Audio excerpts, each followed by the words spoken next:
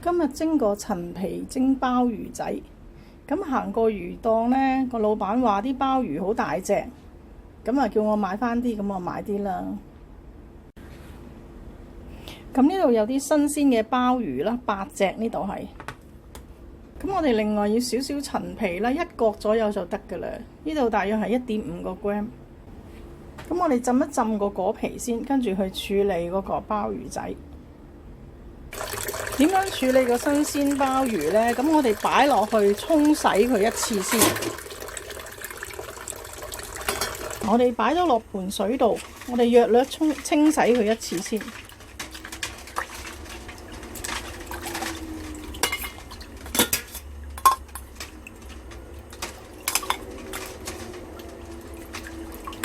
我哋預備一鑊大滾水，咁水滾咗之後呢，我哋熄咗個火去。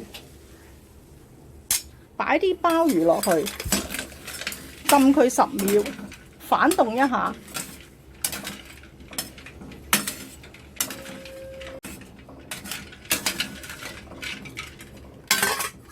浸完10秒，我哋撈翻起佢。浸完10秒之後，我哋撈翻起佢，擺翻落啲凍水嗰度。嗱，我哋可以攞個牙刷咁樣，一路響水喉下邊沖，一路刷，咁啊刷乾淨。刷乾淨所有黑色嘅嘢就得。嗱，咁樣我哋咧就一路刷，你可以開細少少個水喉嘅，一路刷一路沖，咁啊刷乾淨啲黑色嘢。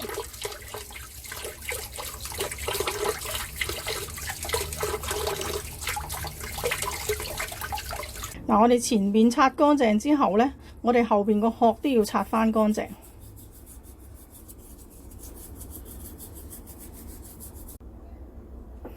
酒樓點樣蒸鮑魚仔嘅呢？就會洗咗之後呢，就會響呢個殼嗰個位，即係呢個位界一界佢，等佢離咗殼。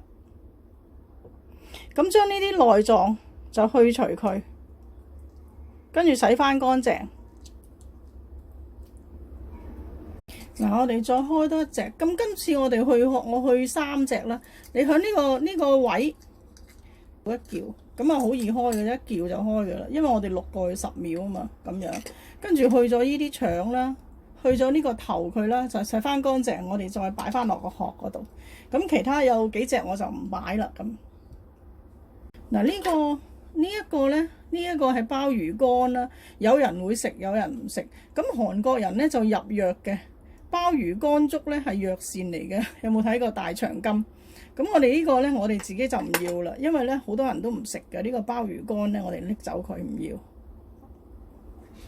嗱，呢個係個鮑魚嘴嚟嘅，我哋都搣咗佢啦，佢硬硬地嘅，搣咗呢個鮑魚嘴。咁去除咗個內臟之後呢，我哋沖洗翻乾淨啦。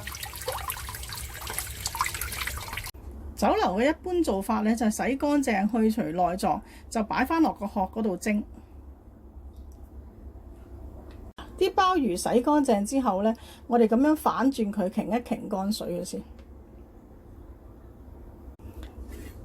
呢個陳皮呢係我自己曬嘅，咁因為佢好細隻嘅咋，所以呢我就用咗1隻啦。咁你平時響街買嗰啲用1角就得噶啦。佢係非常之細隻皮，咁我哋捲埋佢，跟住切絲啦。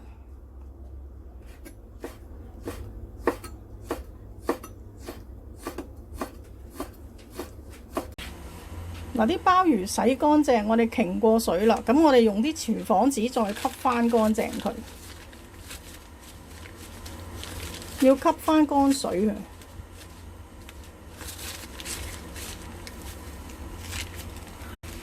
嗱，呢啲我哋劏咗嗰啲，我哋成隻吸翻乾佢啦。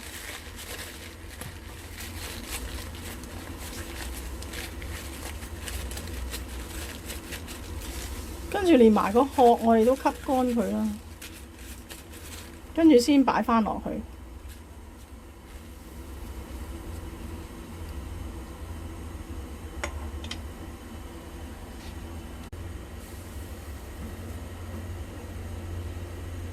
把啲陳皮撕響面啦。水滾落鑊啦。咁呢啲鮑魚仔咧蒸3至4分鐘就得㗎啦。大嘅蒸4分鐘啦，細嘅蒸3分鐘都得啦。咁我今日呢個咧蒸3分鐘就得啦。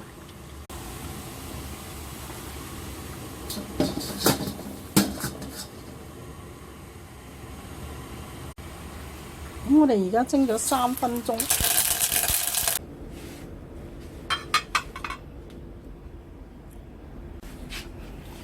俾翻少少葱，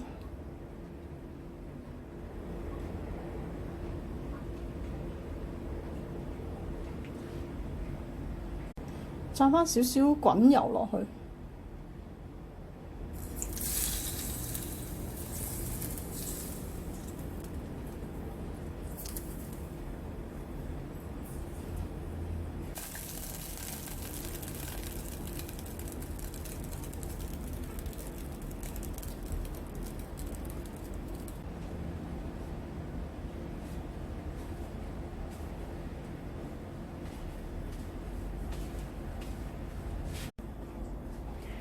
等我試食一下先。咁呢邊呢啲咧，我頭先咧就已經去咗嗰個內臟噶啦，